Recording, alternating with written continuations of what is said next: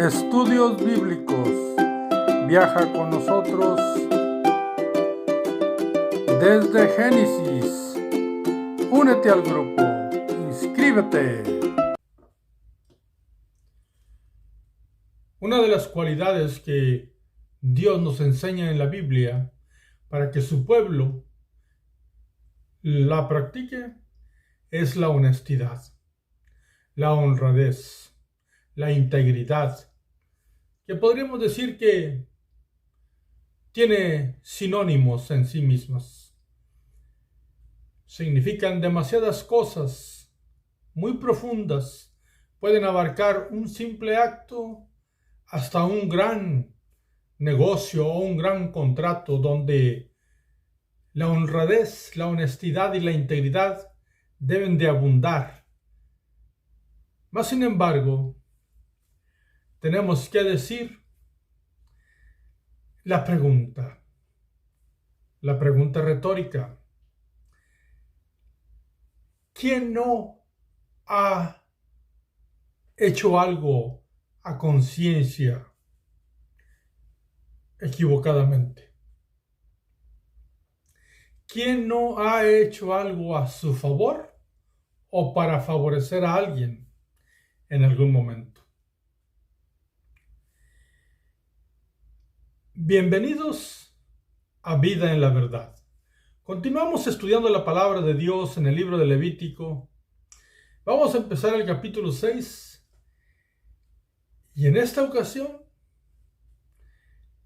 Dios va a dejar los pecados de hierro que hemos visto en el capítulo 5 y va a hablar directamente en aquellas cosas que somos conscientes, porque yo he dicho en alguna ocasión, he explicado, he enseñado, todos los errores son feos,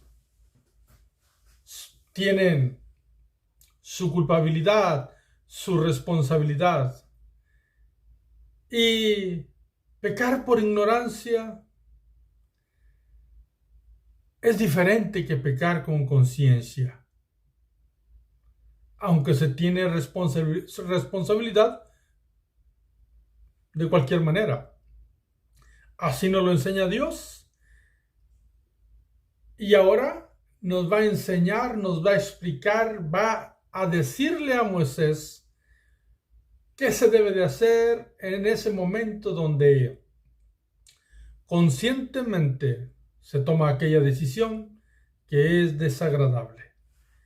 Vayamos entonces al capítulo 6 de Levítico, recordando que estamos leyendo en la versión Reina Valera, y una vez más, bienvenidos. Levítico 6:1. Habló Jehová a Moisés diciendo, siempre Dios dando instrucciones. Versículo 2. Cuando una persona pecare e hiciere prevaricación contra Jehová y negare a su prójimo lo encomendado o dejado en su mano, o bien robare o calumniare a su prójimo. Observemos lo que dice el capítulo 2. El capítulo 2 habla de una persona que peca y la palabra que se utiliza es prevaricación.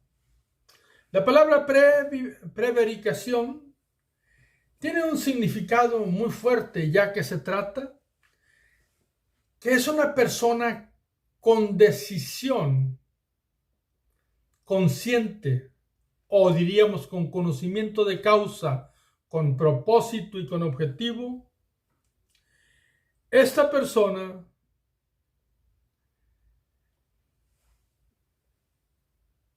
hace una decisión injusta con relación a sus deberes. Y lo hace sabiendo. Lo hace para sacar o obtener un objetivo de conveniencia. Y debemos de decirlo, estos aspectos pueden darse en diferentes áreas de nuestra vida. Y aquí, Dios, sabiendo cómo es la actitud del ser humano,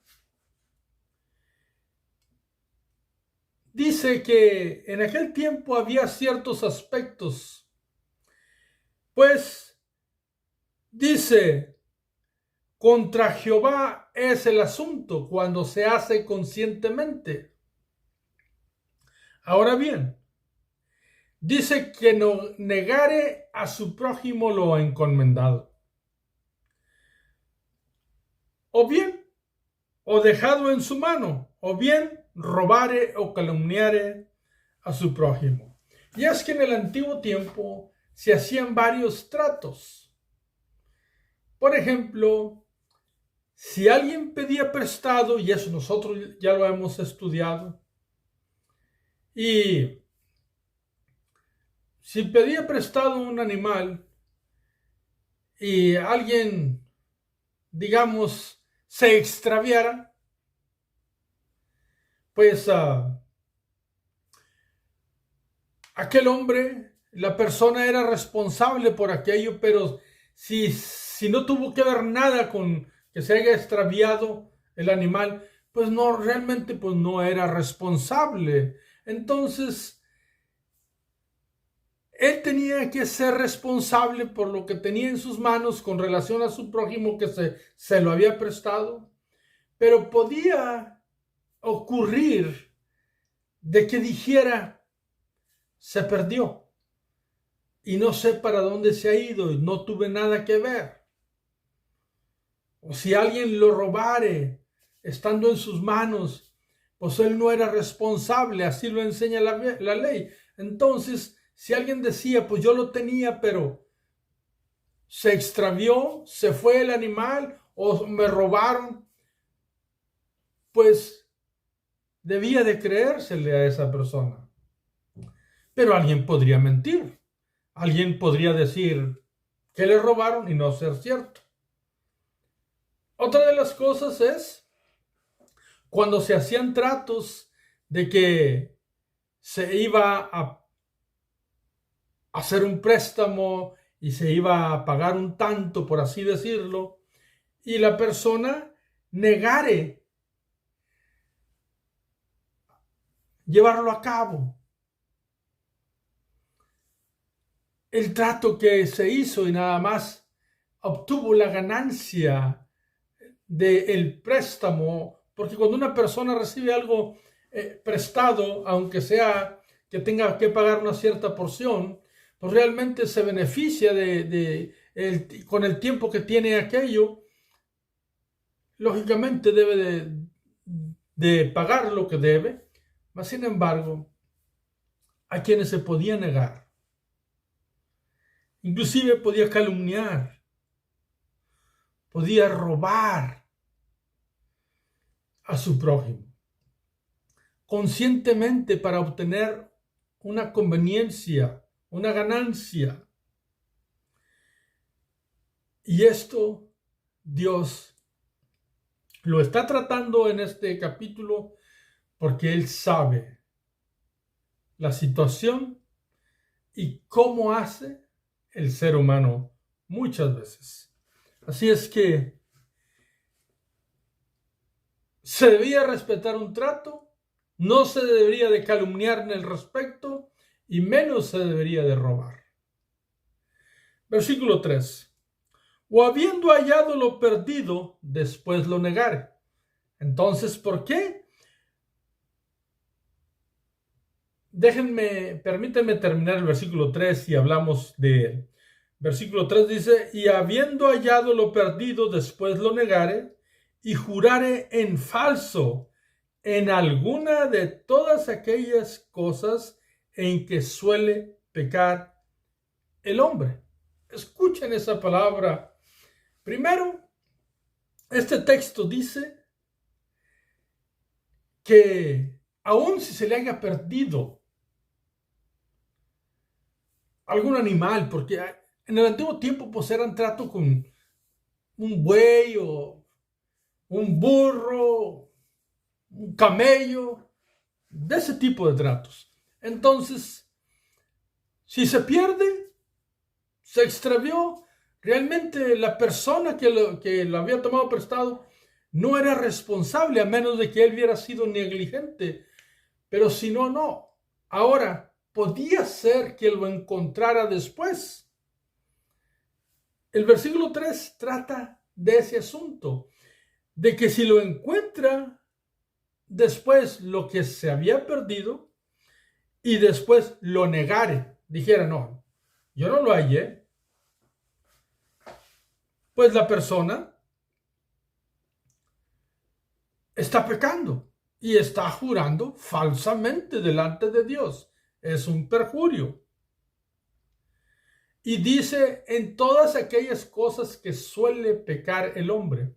O sea que Dios sabe que hay una cantidad de asuntos en la vida donde actuamos, hacemos, tomamos decisiones, nosotros los seres humanos, donde hay cierta intención incorrecta, deshonesta, en muchos tratos. Honestamente, mis amados, la Biblia nos enseña que así es, y mismo Dios lo dice en todas aquellas cosas que suele pecar el hombre.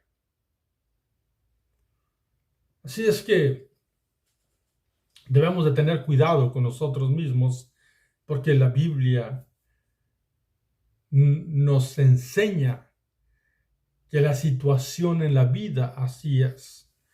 Entonces, el versículo 4 dice, entonces habiendo pecado y ofendido, restituirá aquello que robó, o el daño de la calumnia, o el depósito que se le encomendó, o lo perdido que halló. Pues la persona que hace esto debe de restituir el daño. Ese es el asunto aquí. Y debe de restituir lo que estaba perdido y que lo halló. Nadie podía decir, oh, me lo hallé, ahora es mío. Porque las cosas tienen dueño. Ahora nosotros tenemos una mentalidad distinta, pero el carro de Don Juan sigue siendo el carro de Don Juan, aunque no esté en la casa de Don Juan. Y si yo conozco el carro de Don Juan, pues sigue siendo de Don Juan, aunque yo sea el que lo encuentre en otro lugar. Nunca, por encontrar las cosas en otro lugar, son declaradas de uno. Ahora bien, entendemos que pasan muchas cosas, que alguien se encuentra un pequeño artículo, alguien que se encuentra un peso, un dólar, etc. Y que en estos tiempos pues, es difícil saber de quién es. Más hay ocasiones que se tiene la información, se tiene la identificación, sabe de quién es, pues lógicamente se debe de devolver a quien es. Quiero decirles un pequeño caso que ocurrió con una de mis hijas. Ella perdió su cartera con una cantidad de dinero, no mucha, pero algo que ella usaba para su seguridad cuando se movía por la ciudad donde ella vive. Y se le perdió. Creo que por ahí traía uno de $100 y su identificación. Como les digo, cierta cantidad por si se ofrece algo. Entonces, la extravió. Pasó tiempo. Ella viajó a otro lugar. Regresó. Pasó un año. De repente, alguien le habló.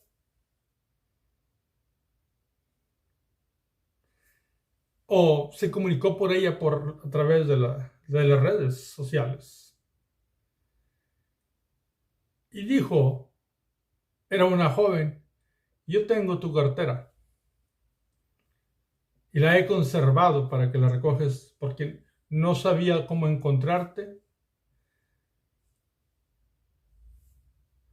Porque aunque traía su identificación, pues la identificación de mi hija es de Texas y ella estaba en California por razones de su trabajo. Más cuando regresó a California, la muchacha la contactó y le devolvió íntegramente la bolsa de ella. Amados hermanos, ese es un buen ejemplo del trato que debemos de hacer nosotros. Así es que había de restituir lo que había inclusive tratado de robar. Y la Biblia utiliza la palabra robar. Porque al final de cuentas nosotros tenemos que observar lo que la Biblia dice y entender que así es. Ahora, versículo 5. O todo aquello sobre que hubiere jurado falsamente, lo restituirá por entero a aquel a quien pertenece, y añadirá a ello la quinta parte en el día de su expiación. Aunque algunas Biblias también dicen el 20%, otras dicen la quinta parte, aquí realmente no podemos nosotros pensar que Dios, por la expiación que se va a hacer por ese pecado que con conciencia se hizo, cobra un interés. No es la enseñanza. Por eso aquellas versiones modernas que dicen más el 20%, parece que es un interés. No se trata de un interés, se trata de lo que va a costar. La enseñanza es cuánto cuesta la honestidad de una persona cuando la pierde. Va a tener un costo enorme.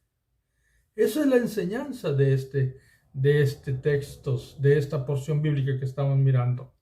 Aunque restituya todo, esa persona, hay un costo extra en su vida. Tú lo sabes y yo lo sé. Si hay un grupo de personas y sabemos que alguien tiene ciertas costumbres no agradables ni convenientes, según lo que nos enseña la Biblia y los principios de Dios de no tomar lo ajeno, no robar, no codiciar, etc., pues va a tener una reputación muy tremenda. Aquello tiene un costo extra. Ese es el punto de esta enseñanza. Pero va a haber expiación. Lo hermoso de Dios es que Él nunca quiere que una persona se quede en su pecado, sea por yerro o sea por conciencia. Y amados hermanos, todos hemos cometido pecados por yerro, pero también hemos pecado conscientemente. Una cantidad de veces. Al ser honestos e íntegros y mirar nuestro interior, lo vamos a reconocer y entender. Y gloria a Dios que Dios siempre quiere que avancemos y que no nos quedemos ahí. Por eso el ladrón, el que hace fraude, el mentiroso, el adúltero, hasta el asesino, pues puede encontrar la misericordia si viene a los pies de Cristo. Eso es nuestro maravilloso Señor, que Él tiene expiación. ¿Y qué le dice que va a hacer por expiación? Versículo 6. Y para expiación de su culpa, traerá a Jehová un carnero sin defecto de los rebaños, conforme a tu estimación, y lo dará al sacerdote para la expiación. Aquí se enfatiza una vez más que no es un cordero, no es un cabrito, No es una tórtola, un palomino. Aquí nos dice Dios que va a ser un carnero. Lo va a traer al sacerdote para que haga expiación por aquello que hizo tal persona. Y vuelvo y repito lo que ya dije en otros videos pasados donde Dios pide un carnero. Sobre el sacrificio por expiación cuando se ofende sobre las cosas santas o se tratan a la ligereza. Aquí también pide un carnero y recuerdo que ya hemos visto que el carnero pues realmente es un semental para en el rebaño. Y este semental pues puede encargarse de la multiplicación del rebaño sobre 20 a 50 ovejas. O sea, estamos hablando de un animal que se utiliza para la multiplicación del rebaño. Es un animal importante. Entonces, al tomar aquel animal, pues hay cierta merma, cierta pérdida de bendición. Eso es importante porque el carnero realmente es para expiación. Pero Dios pide el carnero recordando que aquello que se ha hecho tiene un costo. Hay una pérdida de bendición. Hay una pérdida de frutos que no se van a dar en la vida. Hay un costo tremendo cuando nosotros hacemos aquello que Dios nos dice que no lo hagamos, hablando de las calumnias de negocio, hablando del robar, hablando del tratar de quedarnos con algo que no es nuestro o no nos pertenece o nunca ha sido. Pues aquí Dios nos dice que hay una pérdida. Primero habla de cuando se restituye, habló de poner una porción, porque hay un costo. Ahora dice que pide un carnero. Y repito, un carnero es un animal que trata con la multiplicación del rebaño. ¿Por qué? Porque cuando el carnero muere en expiación para perdón de la persona que hizo aquello, pues aquel carnero dejó su lugar de producción, de fructífero para multiplicación, porque aquello vino para pagar el pecado que cometió el dueño del carnero. Versículo 7. Y el sacerdote hará expiación por él delante de Jehová y obtendrá perdón de cualquiera de todas las cosas en que suele ofender. ¿Quién? Pues el hombre. ¿Hay perdón? Sí lo hay. Por el maravilloso sacrificio que aquí, recordando siempre que estos sacrificios es un símbolo del sacrificio perfecto de Cristo Jesús. Esto es lo que nos enseña exegéticamente esta porción del capítulo 6. Ahora bien, nuestra vida actual es distinta. Nosotros no tratamos con animales como ellos, bueno, al menos no los que vivimos en ciudad. Pero el principio fundamental de la integridad y la honestidad, el ser rectos, pues es en todos los aspectos. Por eso la porción dice en todas aquellas cosas que suele pecar el hombre. Y vamos a ir al Nuevo Testamento.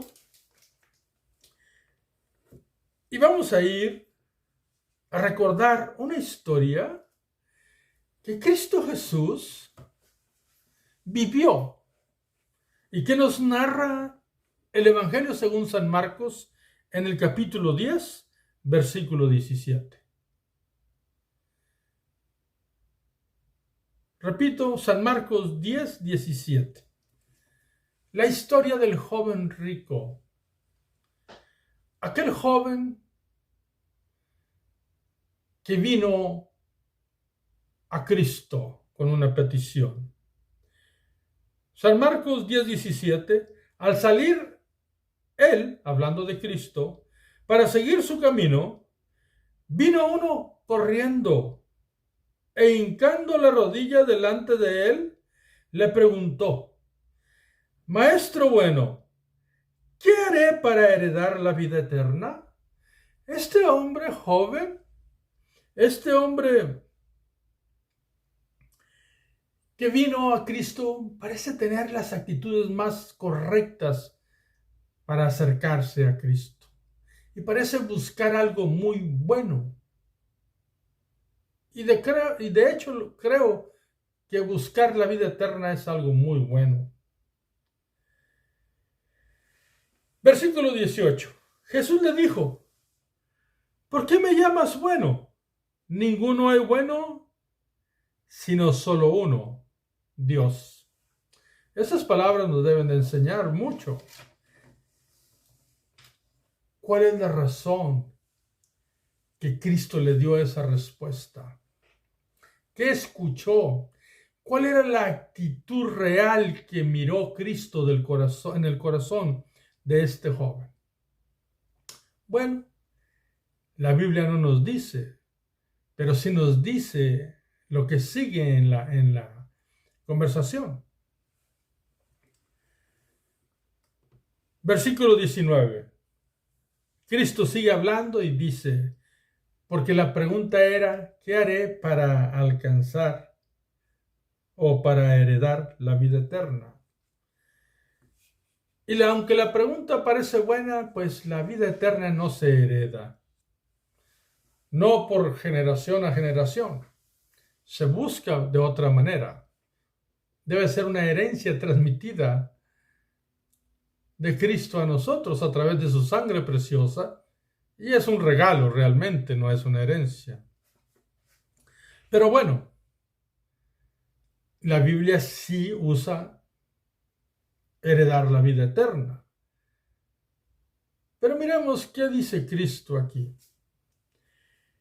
Versículo 19, le contestó Cristo: los mandamientos sabes: no adulteres, no mates, no hurtes, no digas falso testimonio, no defraudes, honra a tu padre y a tu madre. Este joven rico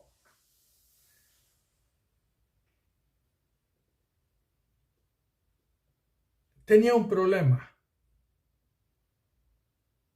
La Biblia no nos dice cómo amasó o cómo hizo su riqueza. Pero aquí Cristo, si notamos, Cristo Jesús dice una serie de mandamientos y agregó, después de decir no hurtes, también agregó algo que dice no defraudes.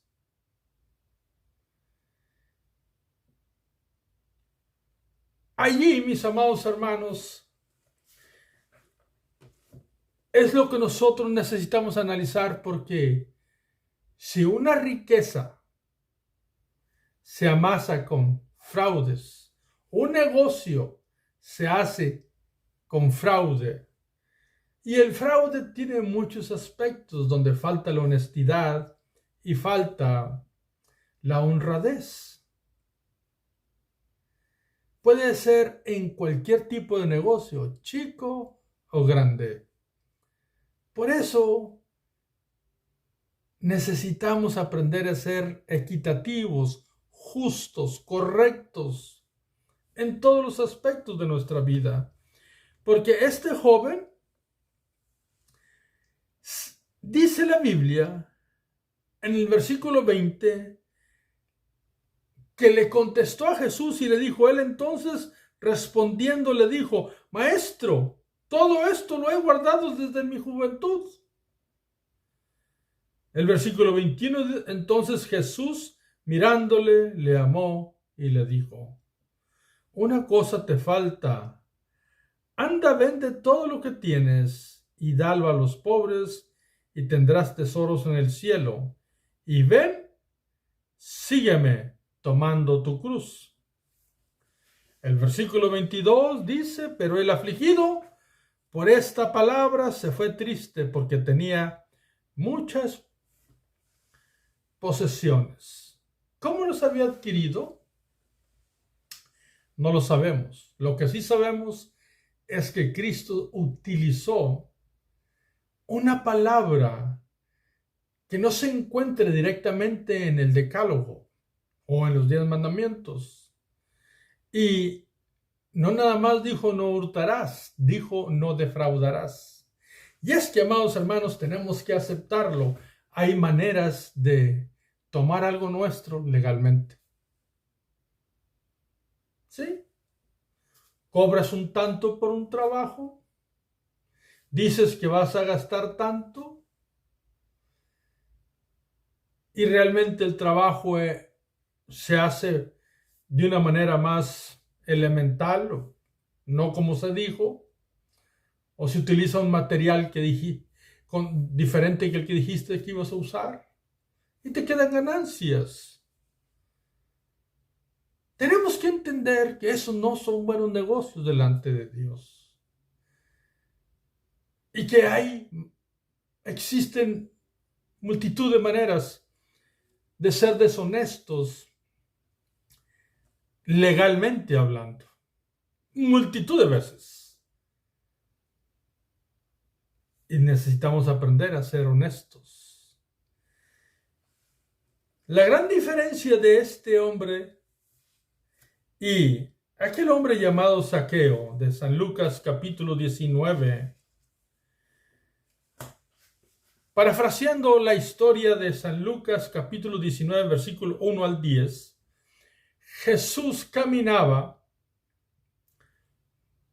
entrando en Jericó y había un hombre chaparrito de estatura que quería mirar a Jesús y la multitud se lo impedía y él subió a un árbol sicómoro. Para su fortuna, para su privilegio, Cristo Jesús tomó la dirección, creo yo, con propósito, para pasar por ese árbol donde estaba Zaqueo, porque así se llamaba este hombre, recaudador de impuestos. Y Cristo Jesús le pide a Zaqueo que bajara del árbol y que se apresurara porque él quería estar en su casa. ¡Qué privilegio! Zaqueo fue a su casa, reunió a sus amigos, los recaudadores de impuestos, y hubo quien murmurara porque conocían la vida de Zaqueo y de todos los que recaudaban impuestos llamados publicanos. En el versículo 7 dice, al ver esto, todos murmuraban diciendo que había entrado a posar con un hombre pecador. No murmuraban sino de Cristo, acusándolo que había entrado a la casa de un pecador porque era recaudador de impuestos y tenían la fama de que cobraban de más. Pero ¿qué ocurrió? El versículo 8 dice, entonces Zaqueo, puesto en pie, dijo al Señor, he aquí, Señor, la mitad de mis bienes doy a los pobres, y si en algo he defraudado a alguno, se lo devuelvo cuadruplicado. Esta actitud no la tuvo el joven rico que miramos en San Marcos. Zaqueo tuvo el cambio correcto porque estaba en él, en su casa, la presencia de aquel que ha traído el cambio más grande y el perdón más grande a la humanidad. Cristo Jesús, nuestro Señor y Salvador, el Cordero de Dios que quita el pecado del mundo. Y aunque aún todavía no había muerto, Zaqueo se daba cuenta quién estaba en su casa.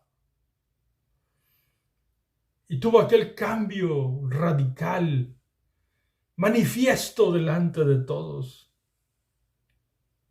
¿Qué dijo Jesús? Versículo 9. Jesús le dijo: hoy ha venido la salvación a esta casa, por cuanto él también es hijo de Abraham. Aleluya. Porque el Hijo del Hombre vino a buscar y a salvar lo que se había perdido. Cristo estaba en casa, pero la salvación llegó por el complemento de que estaba el Salvador y hubo un arrepentimiento. Así es que cuando se ha defraudado, cuando se ha hecho algo incorrecto, cuando se ha robado y somos conscientes de eso, necesitamos arrepentirnos, confesar nuestro pecado y, si es posible, restituirlo aquello a quien se lo hemos hecho. A veces no es posible ya. Y a veces nos da vergüenza el hacerlo. La pena es grande. Y puedo decirte como humano que te entiendo, pero podemos ser diferentes ya. Podemos arrepentirnos como Zaqueo. Mi amado, estas cosas no son nuevas. Para ir terminando, mismo Pablo habla a los efesios y, entendiendo los que saben un poco de Biblia, que Efesios se le llama el libro de las conquistas del cristiano.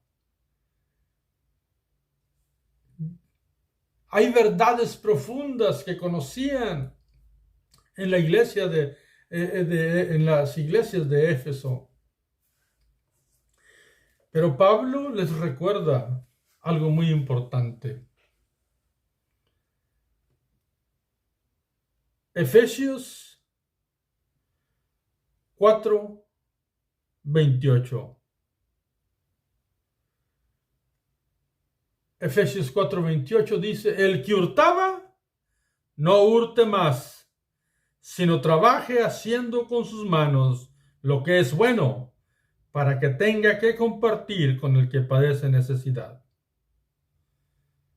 Porque la iglesia, por allí, existe la posibilidad siempre de que haya algunas personas que creen que todavía pueden hacer algunas cosas, que basta con que no lo sepa nadie. Amados hermanos, seamos conscientes de las cosas que hacemos y seamos conscientes de que conscientemente las hacemos.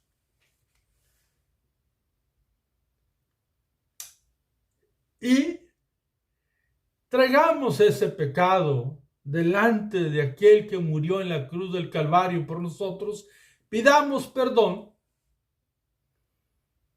llegamos a un cambio como lo hizo Zaqueo. Y recordando que el sacrificio perfecto para todo tipo de pecado, no nada más para el pecador que está perdido en su pecado y no es salvo, también para el salvo como tú y como yo, que tenemos a Cristo en nuestro corazón y que tomamos decisiones conscientemente equivocadas. Pidamos arrepentidos perdón a Dios por lo que hemos hecho. Y seamos mejores el día de mañana. Por último, tengamos cuidado, porque hay una gran, no puedo decir teología, tengo que decir filosofía, en los púlpitos, donde parece ser que los grandes negocios son las grandes bendiciones. Un negocio puede ser una hermosa bendición, basado en los principios de Cristo, en los principios fundamentales de la Biblia. Pero si en un negocio hay engaño, hay hurto, hay fraude, esa bendición no es de Dios. No importa quién lo diga, desde cuál púlpito. Los negocios del cristiano no hay engaños. Por eso, hay muchas cosas que a un cristiano le costaría hacer. Por razones obvias de que hay muchas carreras donde se tienen que utilizar una gran cantidad de asuntos no del todo honestos. Y con respecto a los abogados, la abogacía, en grandes ramas de ella, no en todas, es una de ellas. Les cuento una pequeña historia y cierro deseándote bendición. Mi hermano y yo tuvimos un amigo en común, que él era abogado y trabajaba en las cortes junto con otros fiscales y jueces. En un diálogo que tuvimos, yo le dije, ustedes tienen el trabajo muy difícil, porque el trabajo de ustedes es defender a muchas de las veces con mentiras y la mentira. Y su respuesta fue honesta. Me dijo, realmente tienes razón. Si tú supieras, me dijo, cuántas veces aquellos que creemos en Dios tenemos que reunirnos, fiscales, abogados y jueces, para pedirle perdón a Dios. Esa es una historia real. Esa es la realidad. Y hay otras cosas que son difíciles para el cristiano. Porque la honestidad, la integridad, deben de abundar en nuestros corazones, en todos los aspectos. Que Dios me los bendiga, que Dios me los guarde siempre, a ti y a tu familia. Te espero para el próximo video.